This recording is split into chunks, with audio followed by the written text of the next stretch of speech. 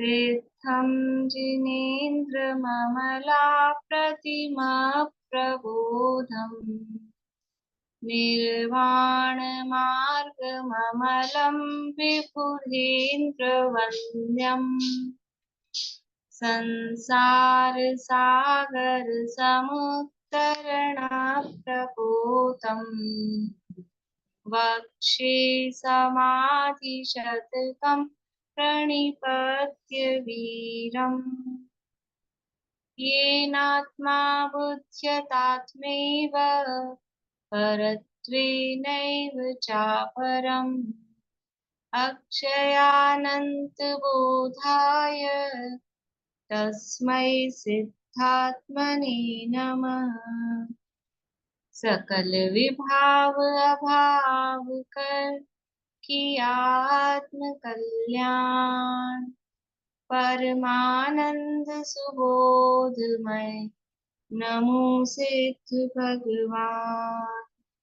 आत्म सिद्धि के मार्ग का जिसमें सुभग विधान उस समाधियुत तंत्र का करूं सुगम व्याख्यान। नमो सिद्ध परमात्म को अक्षय बोध स्वरूप जिनने आत्मा आत्ममय पर जाना पर रूप जिनने आत्मा आत्ममय पर जाना पर रूप।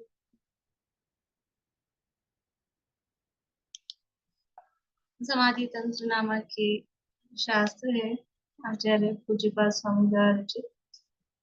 इसके अंतर्गत मंगलाचरण की चर्चा हमारी हुई है और मंगलाचरण में सिद्ध परमात्मा को नमस्कार किया है।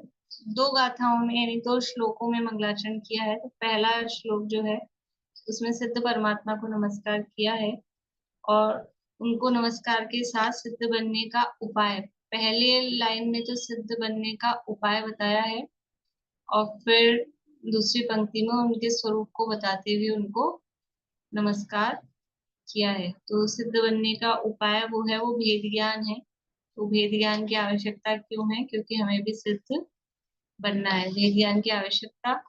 और सिद्धों को नमस्कार क्यों किया, कल इसकी चर्चा की थी कि सिद्धों को नमस्कार क्यों करना, क्यों किया है। तो सिद्धों का स्वरूप जैसा है और सिद्धों को नमस्कार करते हुए वैसे अपने आत्म स्वरूप का विचार हमें होता है। सिद्धों को नमस्कार करने का प्रयोजन है कि अपने आत्म स्वरूप का यानी मेरी भी आत्मा का यही स्वरूप है, ऐसा हमको ख्याल में आए, बार बार में ऐसा ख्याल में आए कि जैसे सिद्ध है वैसा मैं हूँ। तो ये इसलिए सिद्ध भगवान को नमस्कार किया है और वही हमारे परम ध्येय है। ये बात कल अपनी हुई थी। अब है दूसरा श्लोक है, ये भी मंगलाचरण का, इसमें अनंत भगवान को यहाँ पे नमस्कार किया है। देखिए पढ़ते हैं अपन पेज नंबर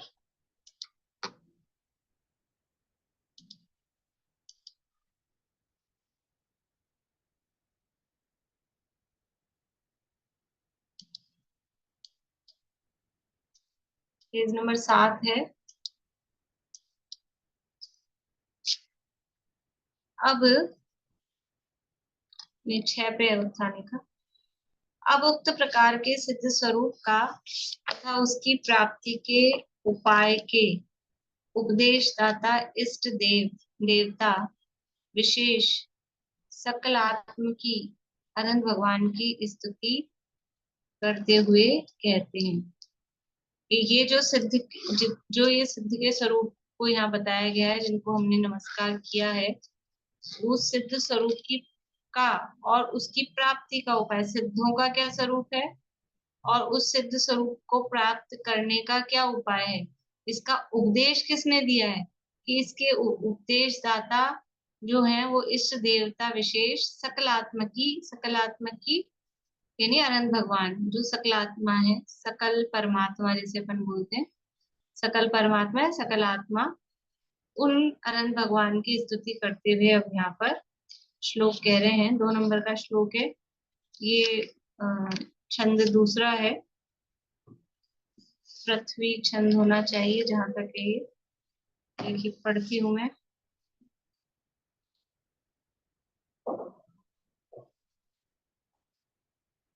कोई बोलेंगे पीछे, कौन बोल रहा है? सुमन जी आप करिएगा कोशिश।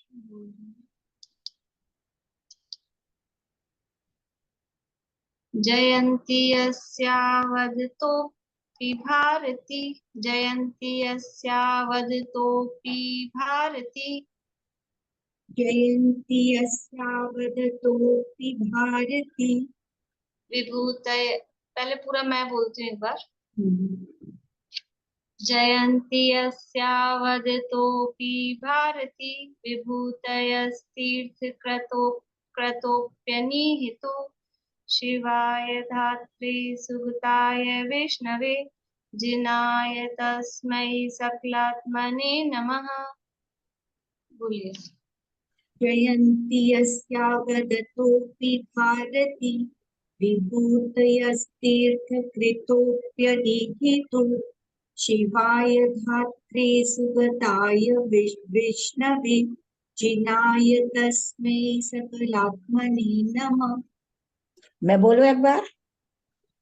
हाँ बोलिए, बोलिए। जयत हाँ ठीक है। जयति यस्य बाधितोऽपि भारती, विभूति यस्य तीर्थकृतो अपनीहितु, शिवाय धात्रे सुगताय विष्णवे, जिनाय तस्मै सकलात्मने नमः। ऐसी चाल आएगी क्या?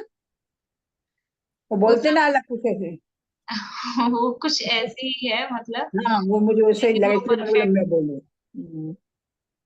तो बीर छंद बोलते ना एकदम उत्साह में, ये वैसी टाइप। भी हाँ छंद नहीं है ये, या तो पृथ्वी है या वंशस्थ है, ऐसा कोई छंद है ये। तो बोलते ना जोश में आके बोलते ना, जयति हम्म, यस्य बाधितो पिभारती, विभूति यस्य ठीक है, तीर्थ जैसे कृतो। बोल पाए कोशिश कर लेंगे। अच्छा ठीक।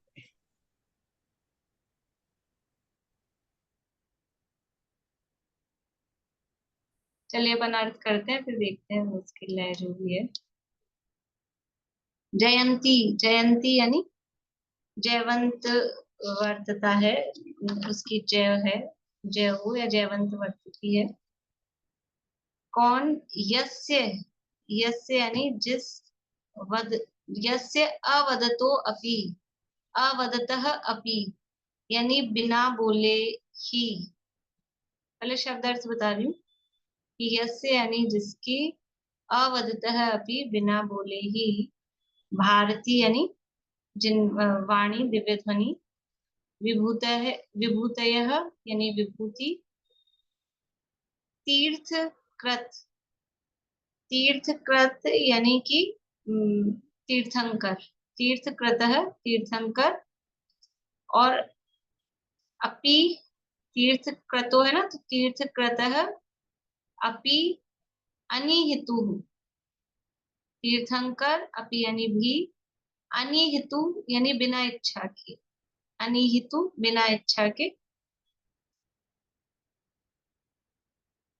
शिवाय शिव स्वरूप, धात्रे विधाता स्वरूप, सुगताय सुगत स्वरूप, विष्णवे विष्णु स्वरूप, जिनाय जिन स्वरूप, तस्मय यानी उन, सकल आत्मने सकल आत्मा सकल परमात्मा को नमस्कार हो। नीचे लाइन में तो अलग मतलब वो अलग स्टार्ट बनेगा, पहले ऊपर वाली लाइन कर देखते हैं कि यस यानी जिनकी, भारती यानी दिव्य ध्वनि, और भारती विभूते दिव्य ध्वनि रूपी विभूति, और यस्य तीर्थकृत है जिन तीर्थंकर की जो दिव्य ध्वनि रूपी विभूति है, वो कैसी है? अवदतः अपि बिना बोले ही वो ध्वनि होती है, और अनिहेतु बिना इच्छा के ही वो दिव्य ध्वनि होती है। तो जिन तीर्थंकर की बिना इच्छा के और बिना बोले ही, बिना बोले मतलब शब्द ऐसा मुंह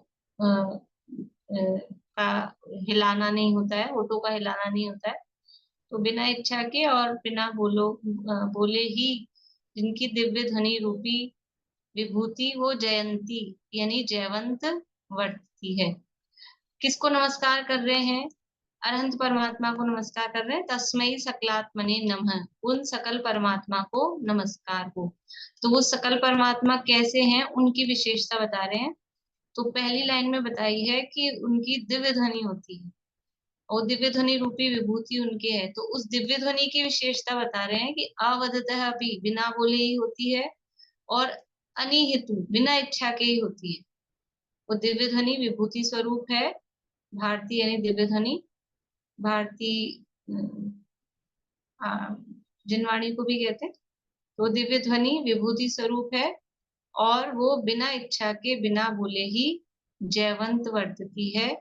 जयंती कहा कि वो जयवंत वर्तती मतलब होती है, उसकी जय हो, ऐसा करके, यानी दिव्य ध्वनि को भी नमस्कार कर रहे हैं।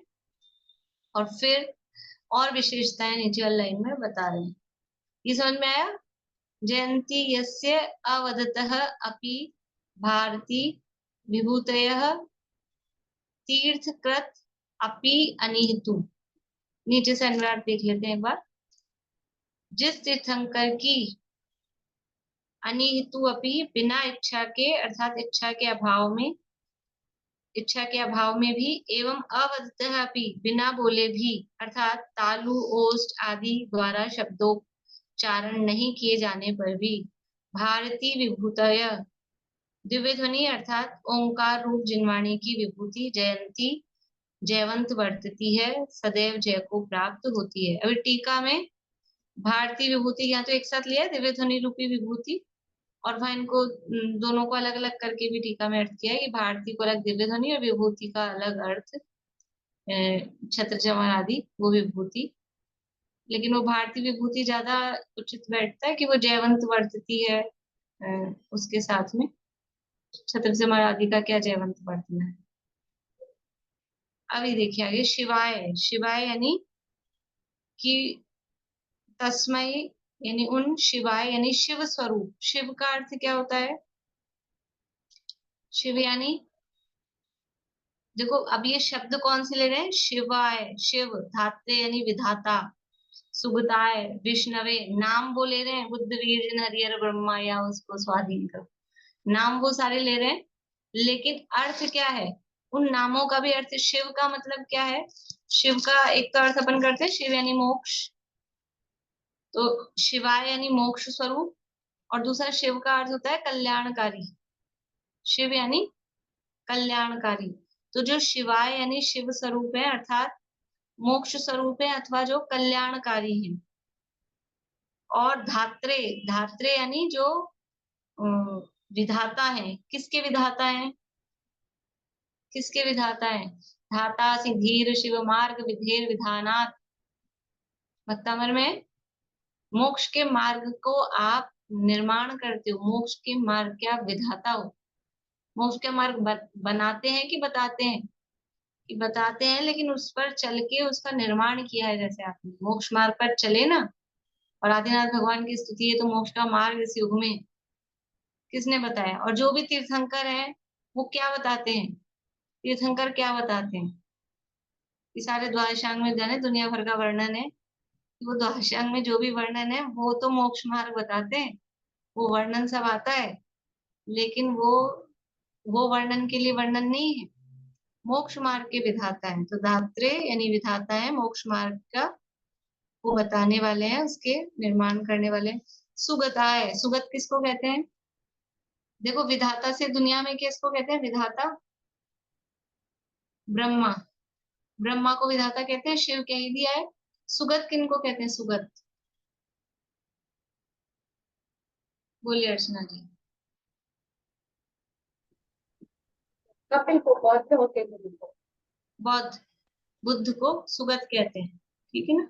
तो सुगत का अर्थ जो किया, सु यानी अच्छी तरह से, गत का अर्थ होता है जाना। गत यानी एक तो जाना, गमन, और जो गमनार्थक होती है वो ज्ञानात्मक भी होती है। तो अच्छी तरह से जाना, तो जो अच्छी गति को प्राप्त हुए हैं, या फिर जो अच्छी तरह से सब लोकालोक में पहुंच गए हैं, यानी कि जो केवल ज्ञानी है। सुगत यानी कि जो सदगति को प्राप्त हुए, सदगति है मोक्ष की, मतलब मुक्ति, उसको प्राप्त हुए हैं, पंचम गति को प्राप्त हुए हैं, अथवा जो सुगत यानी अच्छी तरह से गेयों में पहुंच गए हैं, लोकालोक में पहुंच गए हैं, मतलब केवल ज्ञानी परमात्मा हो गए हैं। तो वो सुगत, सुगता यानी सुगत स्वरूप अर्थात केवल ज्ञान स्वरूप। विष्णवे, विष्णु किसको कहते हैं? विष्णु, विष्णु बोलते हैं, विष्णु का जो स्वरूप है ना, वो विष्णु का मतलब है जो सब में व्याप्त हो, जो अपने विभुत्व शक्ति है ना, विभुत्व शक्ति, वो है विष्णु का स्वरूप, जो सब में व्याप्त हो। तो विष्णवे यानी विष्णु स्वरूप है, सब में व्याप्त है क्या? सब में व्याप्त है क्या? कि हाँ, सर्वगत है कि असर्वगत है? भगवान सर्वगत है कि असर्वगत है? कि सर्वगत भी है, असर्वगत भी है, लोकालोक में ज्ञान के माध्यम से सब में व्याप्त है, विष्णु है, इसलिए वो सब में व्याप्त है। जिनाय यानी जिन स्वरूप है, देखो ये सारे नाम दे दिए, शिवाय, धात्रे, सुबोधाय, विष्णवे, और फिर जिन भी, बुद्ध, वीर, जिन, हरिहर, ब्रह्मा। तो जिन भी है, जिन का क्या अर्थ है? जिन कौन होते हैं? जिन, जिन कौन होते हैं? बोले नीलम भाभी। जिनेंद्र भगवान के लिए बोला है ना, जिनेन्द्र भगवान, परिभाषा बताइए जिन। जिन्होंने सब कुछ जीत लिया है। सबको जीत लिया, अपने को सबको जीत लिया, ये नहीं, पाकिस्तान को जीत लिया सारे है। सारी इंद्रियों को वश में जीत हाँ, अभी लिया कल है। परसों तो आया था जिनका स्वरूप कहीं। हाँ, मैंने जिन्होंने मिस मोह, राग, द्वेष और इंद्रियों पर विजय प्राप्त की, उसे जिन कहते हैं। जिसने मोह, राग, द्वेष और इंद्रियों को जीता, तो यानी मोह, राग, द्वेष में सारे विकारी भाव आ गए, और इंद्रियों में पांच इंद्रियों के विषय, इन पर जिसने विजय प्राप्त की है, उसे जिन कहते हैं। तो जिना यानी आप जिन स्वरूप हो, आप समस्त किसी प्रकार के मोह, राग, द्वेष के परिणाम वीतरागी हैं, और वीतरागी हैं इसलिए इंद्रिय विषयों में भी वो आसक्त नहीं है, ऐसे जिन स्वरूप है। तस्मय यानी उन, सकल आत्मने, सकल आत्मा, सकल आत्मा यानी सकल परमात्मा, शरीर सहित, सकल यानी जो अभी क्या विशेषण दिए हैं जिनसे ये पता लग रहा है कि अरहंत भगवान को नमस्कार किया है?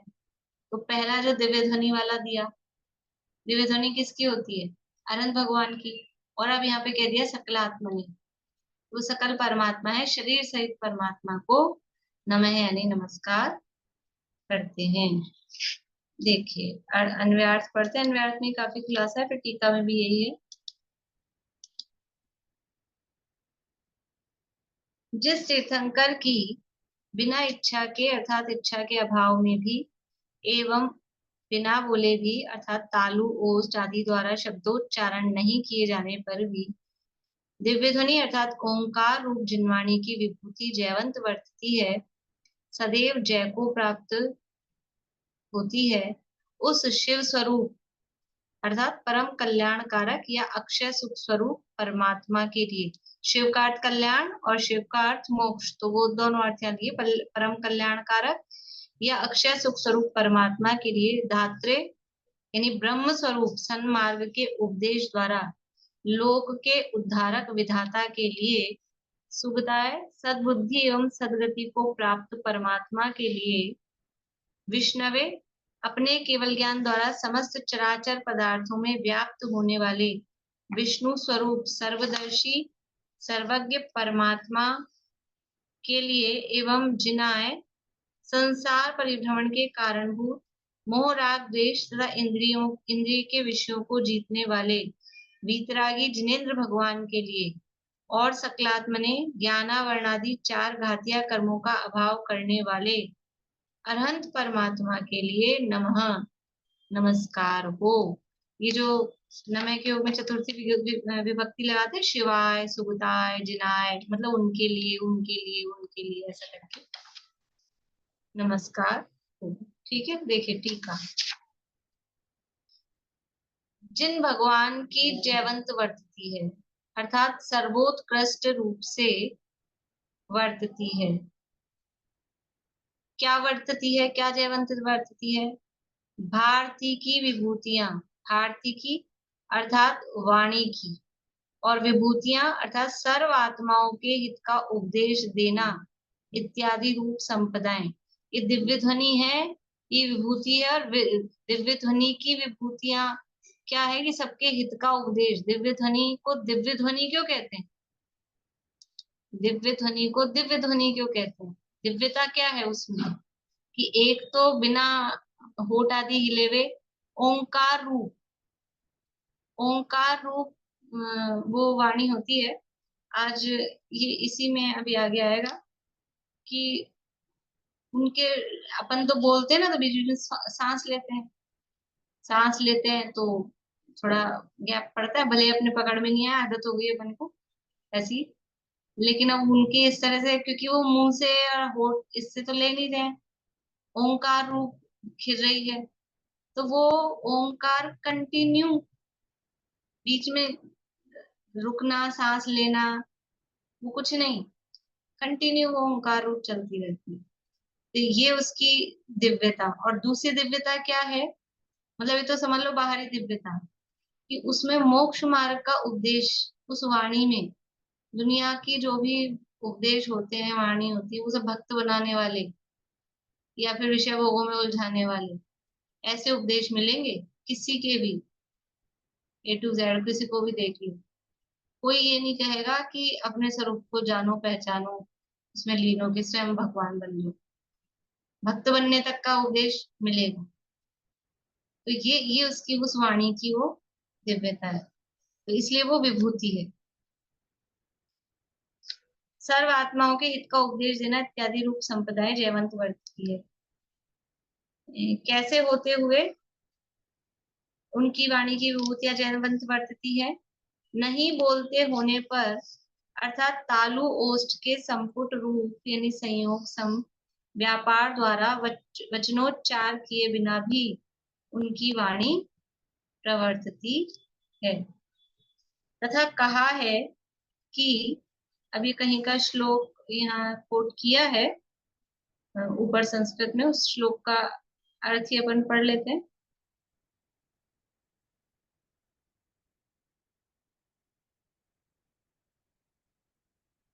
उसका अर्थ है, कहाँ का है ये दिया नहीं है इसमें।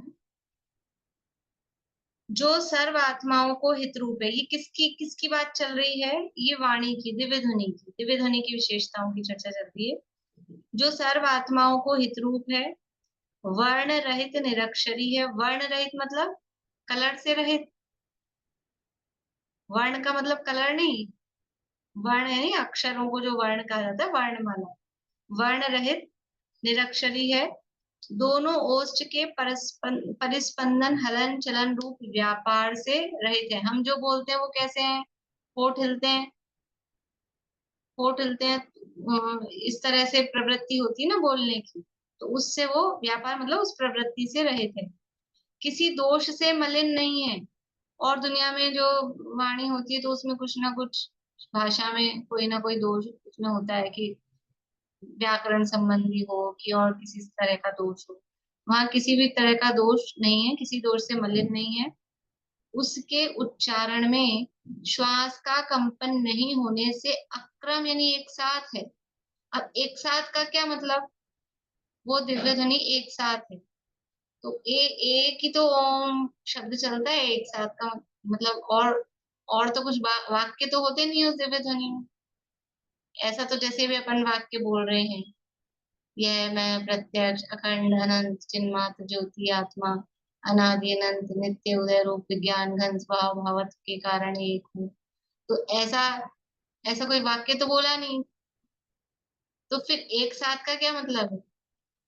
कि वो ये हम वाक्य बोलेंगे ना तो उसमें क्रम पड़ेगा, सांस भी लेंगे, रुकना भी होगा।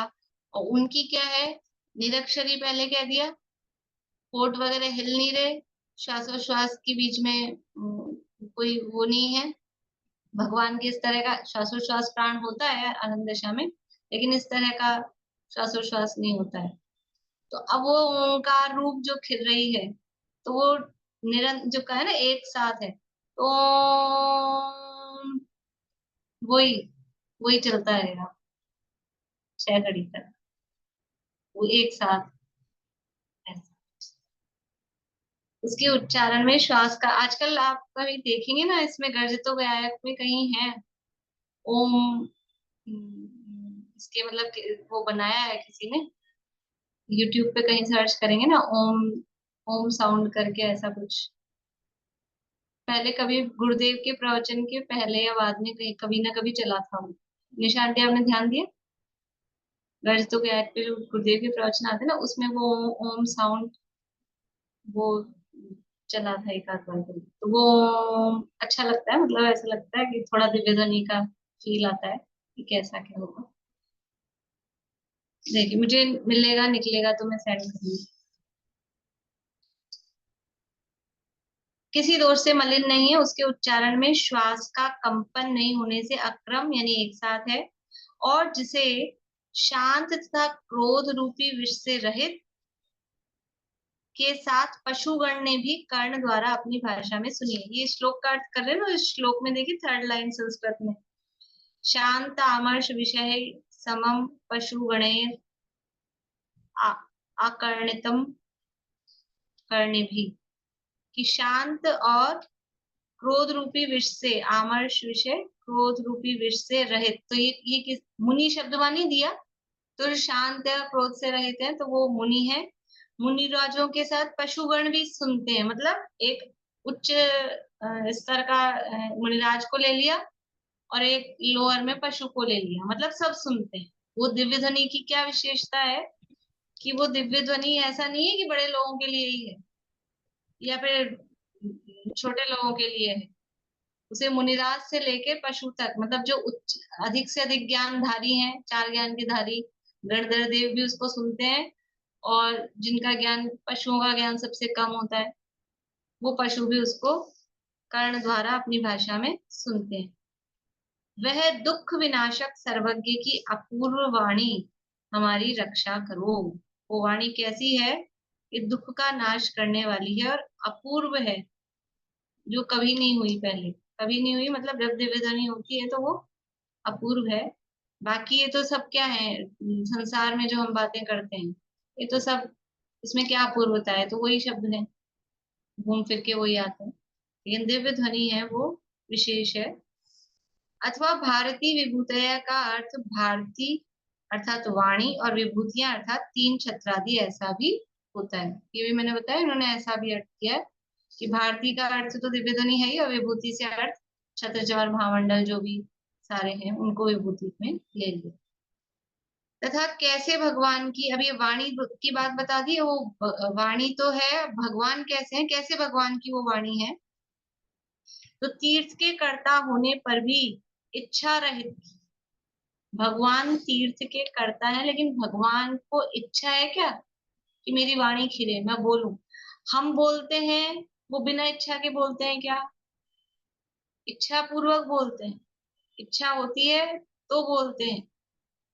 ऐसे नहीं कि वो अंदर ऑटोमेटिक बटन चालू है कि चालू हो जाए, ऐसा नहीं, इच्छा पूर्वक बोलते हैं। लेकिन भगवान की वाणी कैसी है, बिना इच्छा के। भगवान को इच्छा है कि नहीं है, हो सकती है कि नहीं हो सकती बोलने की, क्यों नहीं हो सकती भगवान को इच्छा, ममता अभी क्यों नहीं हो सकती? क्योंकि उन्होंने मोह राग द्वेष सबका नाश कर दिया ना, जिसके कारण इच्छा होती थी वही खत्म हो गया मोह। हाँ, इच्छा का कारण है वो मोह का परिणाम, राग का परिणाम, और वो वीतरागी हो गए हैं, वीतरागी हो गए हैं तो राग द्वेष से, मोह राग द्वेष से रहित हैं, इसलिए अब उनकी इच्छा नहीं होती है। तो तीर्थ के कर्ता होने पर भी इच्छा रहित की, इच्छा अर्थात वांछा, जो मोहनीय कर्म का कार्य है, उस कर्म का भगवान को क्षय होने से उनके वांछा का असद्भाव यानी अभाव है, अतः वे इच्छा रहित होने पर भी, वे करने की इच्छा रहित होने पर भी तीर्थकृत हैं। देखो क्या कह रहे हैं, तीर्थकृत, उनको तीर्थ करने की उनको इच्छा नहीं है कि वो तीर्थ करें, यानी उपदेश दें, वाणी कहें, लेकिन वो इच्छा रहित होने पर भी वो तीर्थकृत हैं। ठीक है,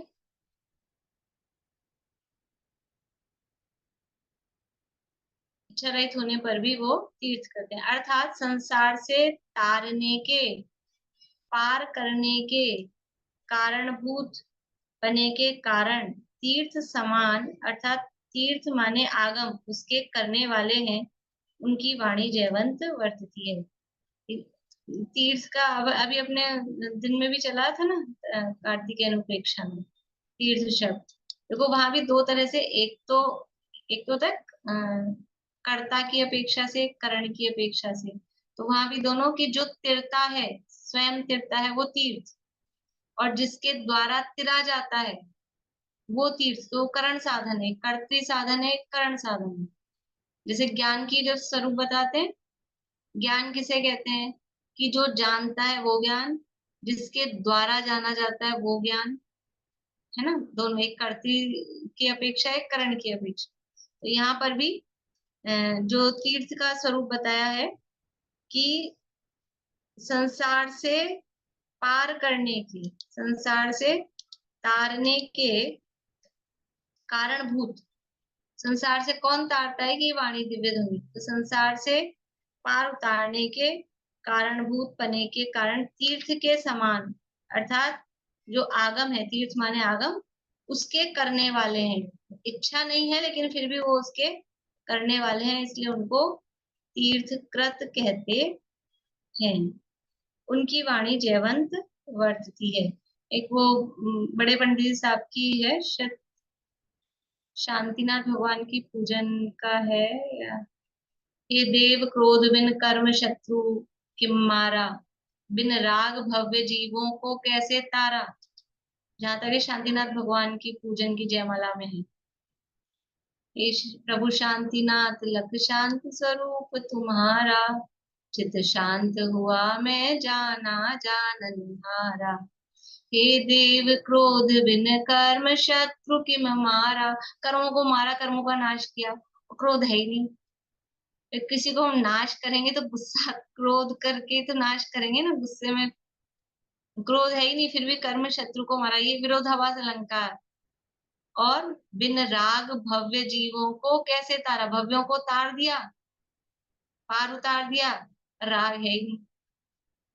एक और भजन हुआ था कि उत्तम क्षमा पे जी अचंभो माने आवे, किस विधि कीने कर्म चकचूर। आपकी क्षमा अजब गजब की है, कर्मों को चूर चूर कर दिया, फिर भी कहते उत्तम क्षमा के धारी। ये आपकी क्षमा है कि उनको चूर चूर कर दिया, कि ऐसी अजब गजब की, हमको आश्चर्य होता है।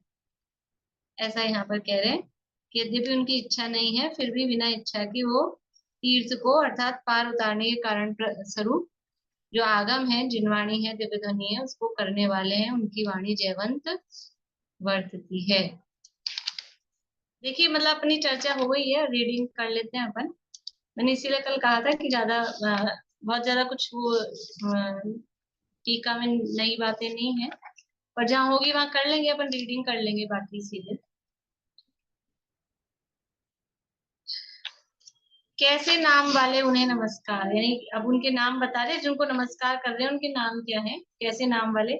सकलात्मा को, सकलात्मा को नमस्कार कर रहे हैं। शिव को, शिव अर्थात परम सुख, परम कल्याण, जो निर्वाण कहा जाता है, वह जिन्होंने प्राप्त किया, ऐसे को। धाता को, अब धाता का स्वरूप बता रहे, विधाता धाता।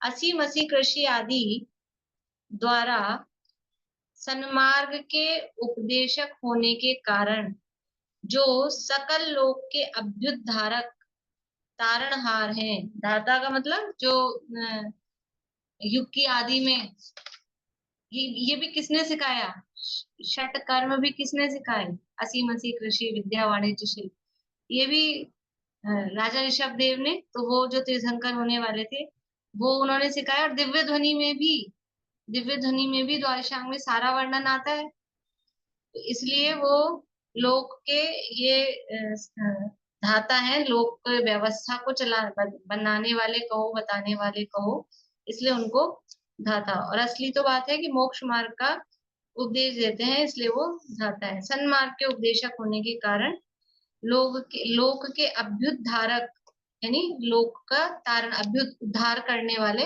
और अभ्युद्धारक, और ऊपर मतलब मोक्ष की तरफ पहुंचाने वाले, उनको धाता कहते हैं। सुगत को श्रेष्ठ है, सुगत को श्रेष्ठ है, गत अर्थात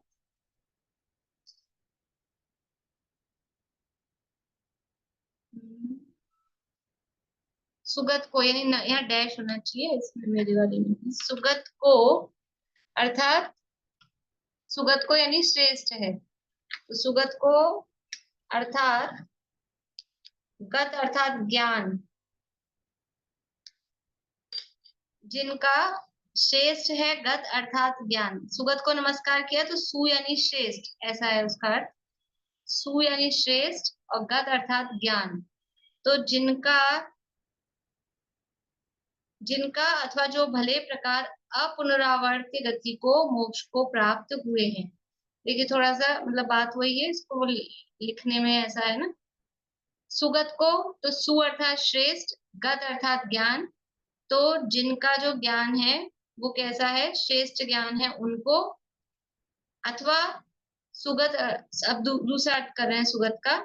सु यानी अच्छी तरह से, भले प्रकार, और गत का अर्थ करें अपुनरावर्त्य गति, जो अच्छी तरह से जो गति, गत यानी गए हैं, कहाँ गए हैं कि जहां से दोबारा लौटना नहीं हो, अपुनरावर्त्य, जहां से पुनरावृत्ति नहीं होगी, यानी जो सुगत अर्थात मोक्ष को प्राप्त हुए हैं, सुगति को प्राप्त हुए हैं अर्थात मोक्ष को प्राप्त हुए हैं।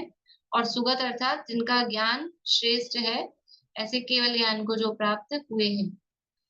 अथवा संपूर्ण या अनंत चतुष्टय को जिन्होंने प्राप्त किया है।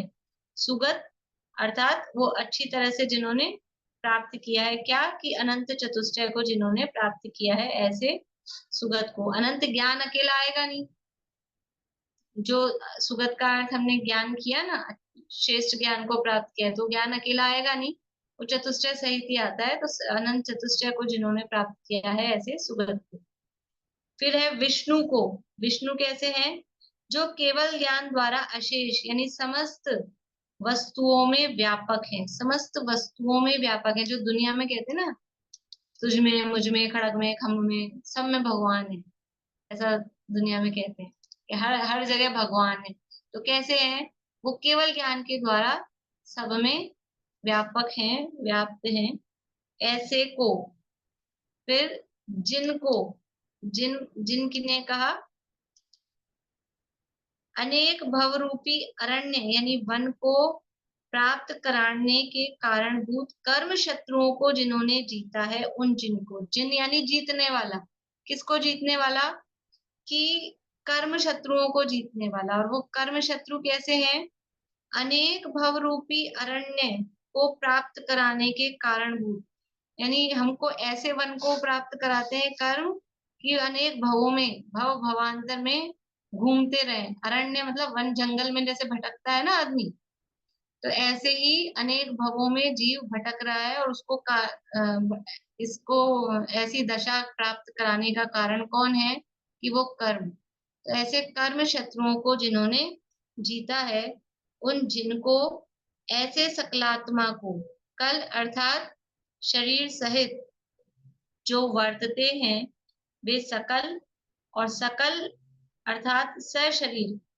कल यानी शरीर, शरीर सहित जो रहते हैं, और सकल अर्थात सशरीरी आत्मा, वह सकल आत्मा, शरीर सहित आत्मा, वो सकल आत्मा, उनको नमस्कार हो। इस तरह से उनको ये नमस्कार किया है। अभी 1.25 पेज का है भावार्थ। बात तो कुछ मतलब अलग नहीं है, बात वही है। चलिए पढ़ते हैं फटाफट। जो तीर्थंकर हैं, शिव हैं, विधाता हैं, सुगत हैं, विष्णु हैं, तथा समर्षण आदि वैभव सहित हैं, और भव्य जीवों को कल्याण रूप जिनकी दिव्य ध्वनि, दिव्य वाणी मुख से नहीं किंतु सर्वांग से इच्छा बिना ही खिड़ती है और जयवंत वर्तती है, उन सशरीर शुद्धात्मा को अर्थात जीवन मुक्त अरहंत परमात्मा को यहाँ नमस्कार किया है। यह भी मांगलिक श्लोक है, मतलब मंगलाचरण का श्लोक है।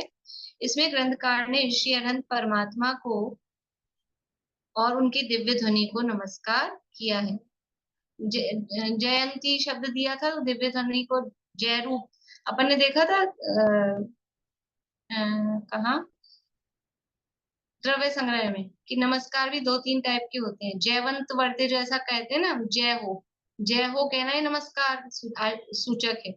आशीर्वादात्मक नमस्कार होता है, और जो नमस्कार हो अपन नमस्कार करके कहते हैं वो नमस्कार हो। तो इस तरह से जयवंत वर्ते ये कहकर भी उसको नमस्कार किया है। अरहंत देव कैसे हैं? तालु ओष्ठ आदि की क्रिया रहित और इच्छा रहित उनकी वाणी जयवंत वर्तती है। वे तीर्थ के करता है, अर्थात जीवों को मोक्ष का मार्ग बताने वाले हैं, हितोपदेशी हैं।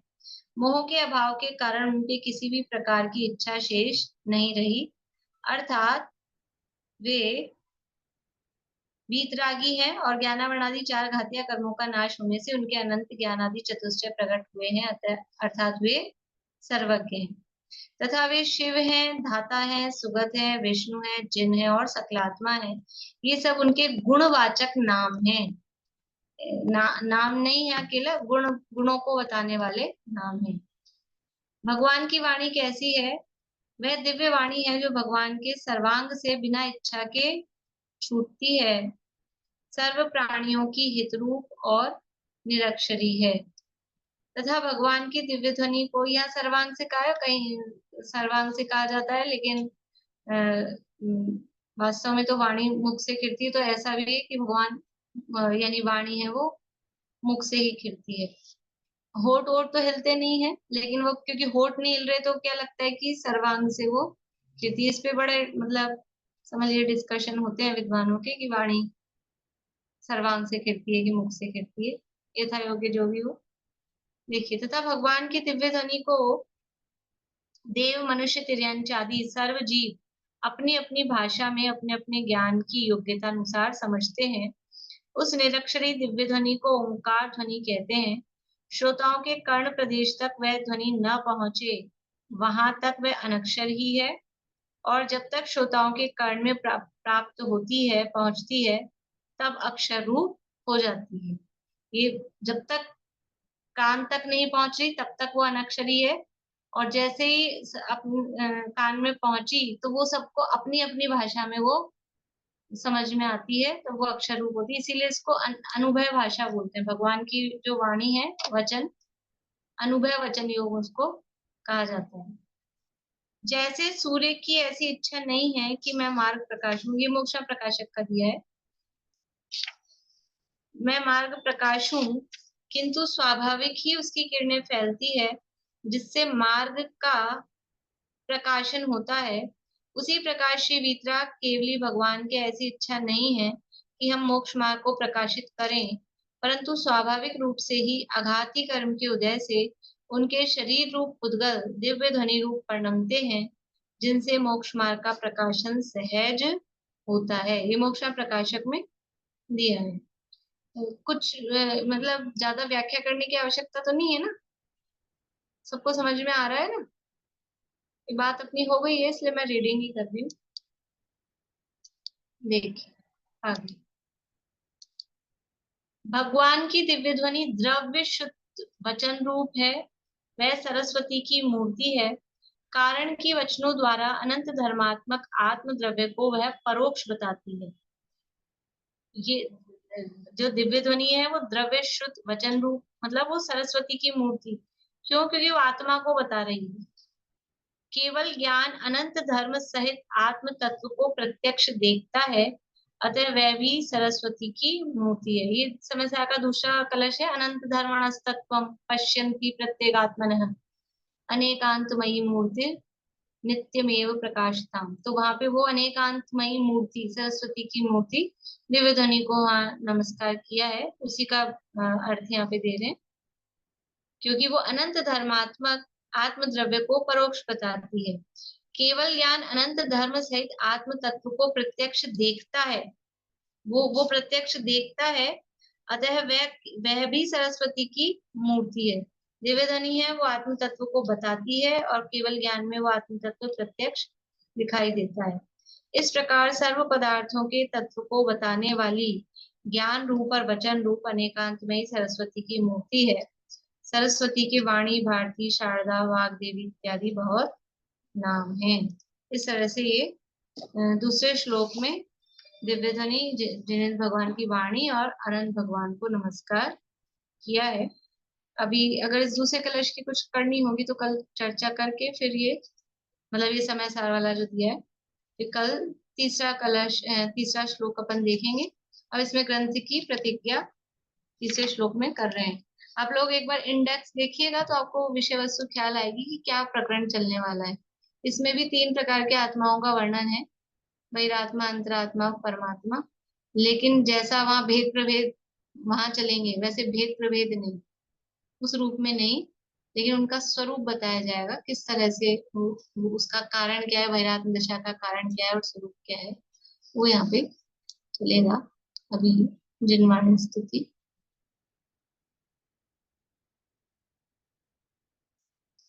बोलिए, कौन बोलेंगे? स्नेहलता जी आप बोलिए।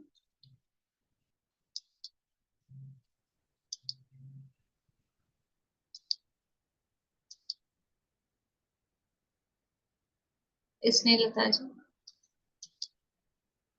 सर्वज्ञ शासन जयवंत वर्ते, निर्ग्रंथ शासन जयवंत वर्ते। यही भाव अविच्छिन्न रहता है मन में, सर्वज्ञ शासन जयवंत वर्ते।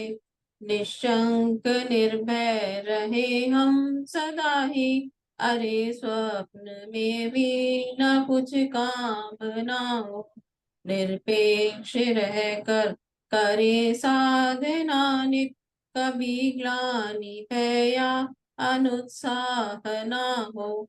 सर्वज्ञ शासन जयवंत वर्ते, निर्ग्रंथ शासन जयवंत वर्ते।